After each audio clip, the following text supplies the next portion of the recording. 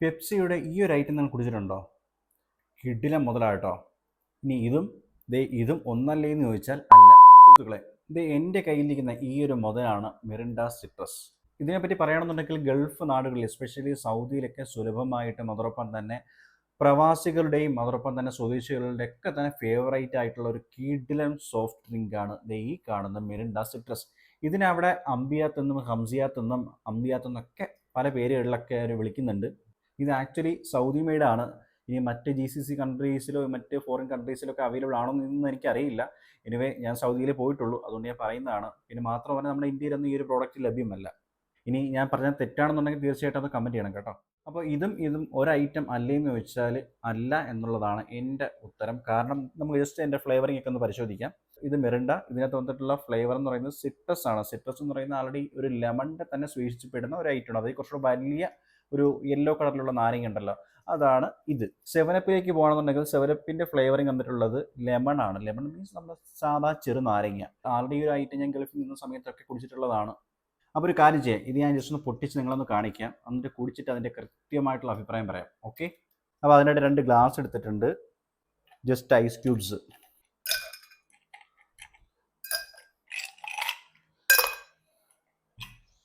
Okay, ആദ്യം നമുക്ക് ഈ ഒരു മിറിൻഡ ഓപ്പൺ ആക്കാം. വാവ്, അതിൻ്റെ പവർ കണ്ടോ?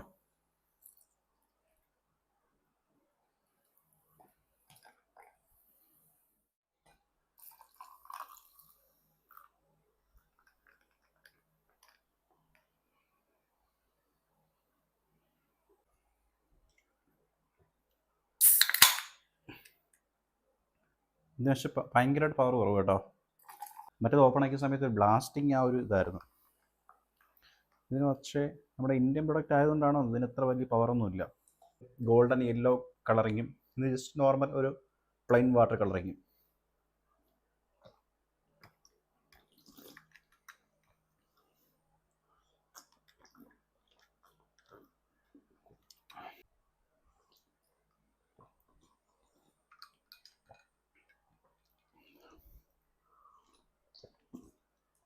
ഇത് രണ്ടും ട്രൈ ചെയ്തതിൽ എനിക്ക് ഏറ്റവും ഇഷ്ടമായത് മിറിൻഡയാണ്.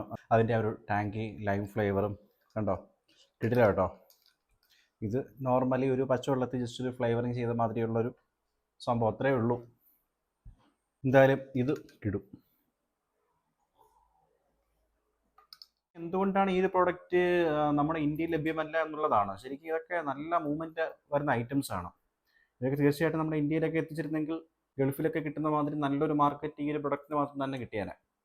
ഇനി ഈ പ്രോഡക്റ്റ് എൻ്റെ കയ്യിൽ എങ്ങനെ കിട്ടിയെന്ന് ചോദിച്ചാൽ എൻ്റെ കസിൻ ബ്രദർ ഗൾഫിൽ നിന്ന് എനിക്കൊരു ഗിഫ്റ്റ് ചെയ്തതാണ്. അപ്പോൾ ഇത് ട്രൈ ചെയ്തവരാണ് നിങ്ങളെന്നുണ്ടെങ്കിൽ തീർച്ചയായിട്ടും ഇതിലേതാണ് നിങ്ങളുടെ ഫേവറേറ്റ് എന്നുള്ളത് കമൻറ്റ് ബോക്സിൽ ഒന്ന് പറഞ്ഞേക്കണേ.